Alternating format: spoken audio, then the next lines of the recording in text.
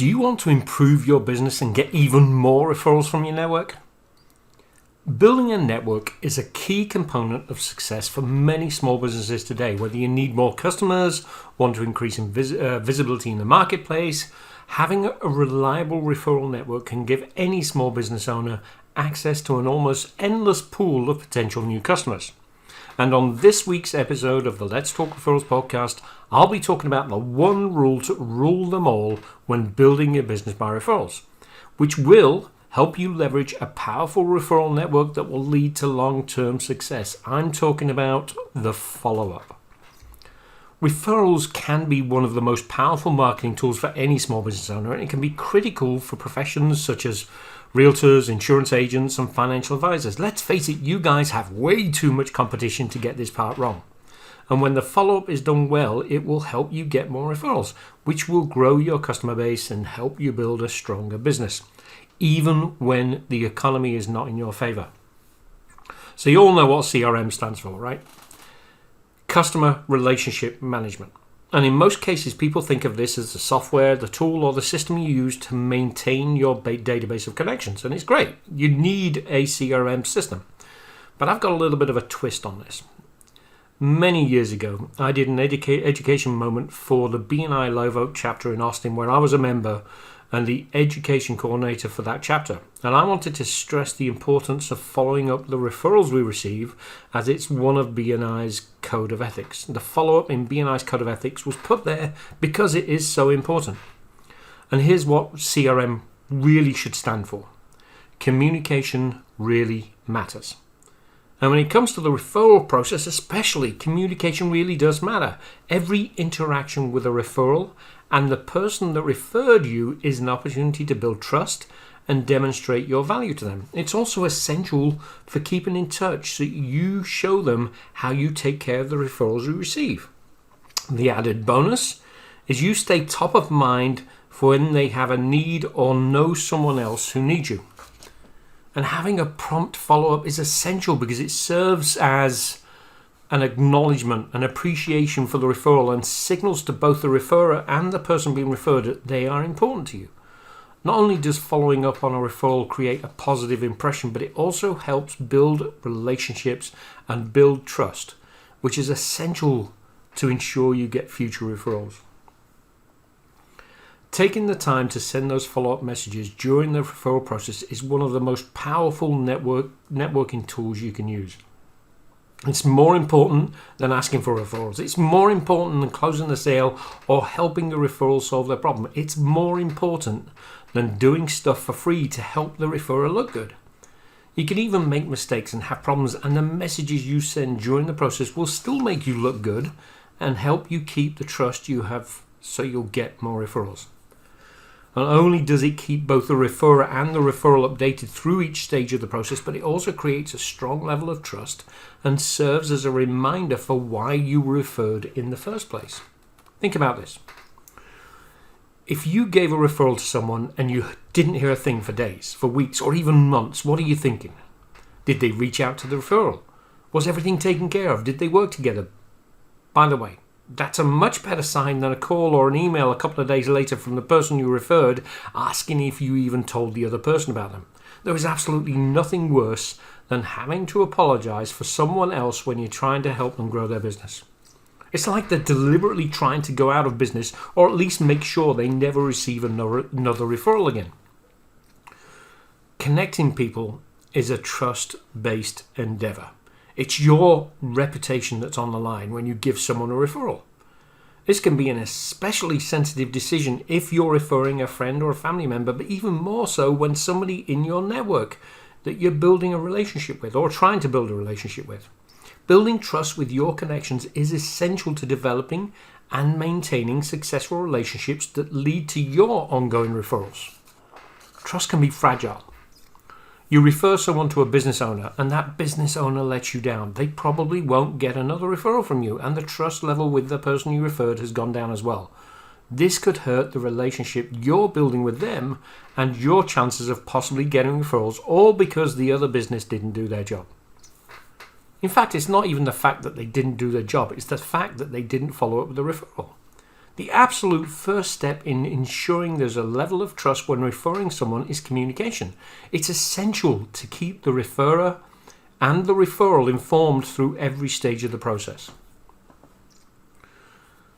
To take full advantage of every referral you're given, you need to have a strong follow-up process in place. It's important to have timely communication with both the referral and the referrer. Within 24 hours is ideal. Quicker if you can. Then you need to express sincere appreciation with the referrer, and this demonstrates that you're truly grateful for the referral and will take care of them. You're telling the person that they made the right decision to send a referral to you when they probably had other choices. You need to contact the referral immediately, or at least within a few hours. And I don't care how busy you are.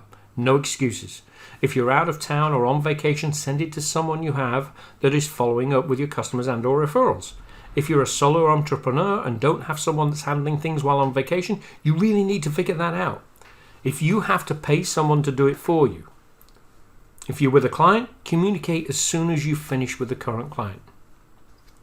I've heard stories of people saying, I'm booked out 2 to 3 weeks, I can't fit them in. And I would argue that for a referral, you need to find a way to fit them in. But let's say you can't, and you know it's going to be a couple of weeks before you can help the referral.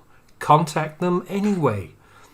Have the conversation about their issues, and either they'll be okay with waiting a couple of weeks, as long as they know, or you can recommend someone else you know in the same industry, your competition. Taking care of the referral is more important than you losing business to the competition, and then let the person that referred you know what's happening. Let's talk about this for a moment. Your competition can be your friends. You can have reciprocal relationships with them. You can network and build relationships with other businesses that do what you do and agree to help each other out. But what's even more important than that is that you have just increased your trust level with the person that referred you.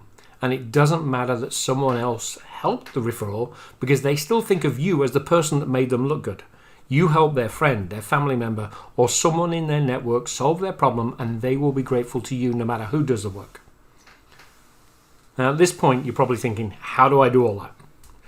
I'm going to make a few suggestions about how and when you should follow up, but remember that the only one that works is the system that you will use. You can use a fully integrated CRM software to make sure it happens. You can use a spreadsheet. You can use a pen and paper, though with the technology we have available, I would recommend something a little easier to navigate, but pen and paper works if that's for you. The following process should really go as follows, and you can add to this if you want. It's not a complete list at all, but it's really the bare minimum I would suggest. So think about this. You get a referral from John. Send John an email or call John immediately saying, thank you, I'll get right on it. Then as soon as possible, contact the referral and arrange the appointment or whatever it is you do to start your process with a new prospect. If you're booking appointments, send an email to John letting him know that you've contacted the referral and set an appointment with them. Make sure to say thank you again. If your business doesn't do appointments, then just let John know that you've made contact. Once you've had the appointment or closed some business with the referral, let John know. Now, if you're in a profession where client confidentiality is required, just let John know it was a great referral and thank John again. You don't need to share if business was done or not. But John needs to be thanked, even if it doesn't turn into business. And John needs to be thanked multiple times. One powerful yet very simple way to thank a referral is with thank you cards. A handwritten thank you card stands out from just about everyone else because it's personal, it takes effort, and not many people are doing it. The call or the email gives the referrer the immediate thanks and acknowledgement that you've received the referral from them and you're going to take an action on it. But a card in the mail will stand out. Some businesses like to send gifts for referrals or for closed business, and that is up to you. However, most people send you referrals because they want to help you and especially help the person they're referring. They don't do it for a $25 gift card or whatever it is that you think you should offer. Now, I'm not saying you shouldn't send gifts. What I'm saying is that sending gifts is probably more appropriate for a word of mouth promotion rather than a referral from your network.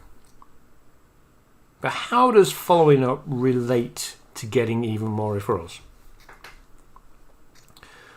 When building your network, follow-up is a critical part of the process. It shows that you value the connection and are interested in building it further. This especially holds true when looking to generate more referrals from your network. If you take the time to do the follow-ups after receiving a referral, it will pay off in dividends by strengthening that relationship and increase the trust the referrer has in you. Your follow-up will demonstrate how much you value their support, giving them even more incentive to refer you in the long run. Showing how you take care of their referrals, which makes them look good, just enhances that further. After all, most people are more likely to make a referral if they know that their efforts are appreciated and their referrals are being taken care of.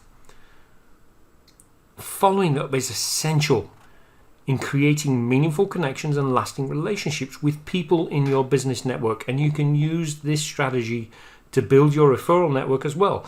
You can manage customer relations, you can manage those referrals and strengthen your existing connections, ultimately creating really powerful opportunities for future referrals. Now, failing to follow up when handling a referral you've been given is damaging the trust that anyone may have had with you. My final tip for the week: have a plan and a system in place to follow up on referrals. In addition to helping your referral process be more efficient and effective in the long run, and so that somebody that you may eventually hire to handle this knows exactly what to do, it shows appreciation for each referral as well as make sure that each referral is taken care of. Your goal as a business owner is to grow your business, to build your empire, to be successful, to feed your family, to have those vacations, the nice home, the nice car, whatever it is that you're doing, you want to build your business to achieve that. Referrals are a very inexpensive way to build your business. And if you teach your referral partners what a good referral is, the chances are you will close a lot of them, and they're a lot easier to close than the price shoppers you get off the internet.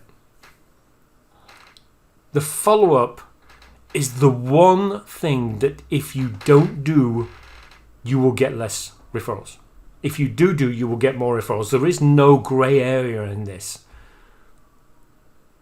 If you want to grow your business and you want to grow it as quickly as possible, as easily as possible, as least expensive, you don't have to spend money on advertising as possible, you need to build your business by referrals.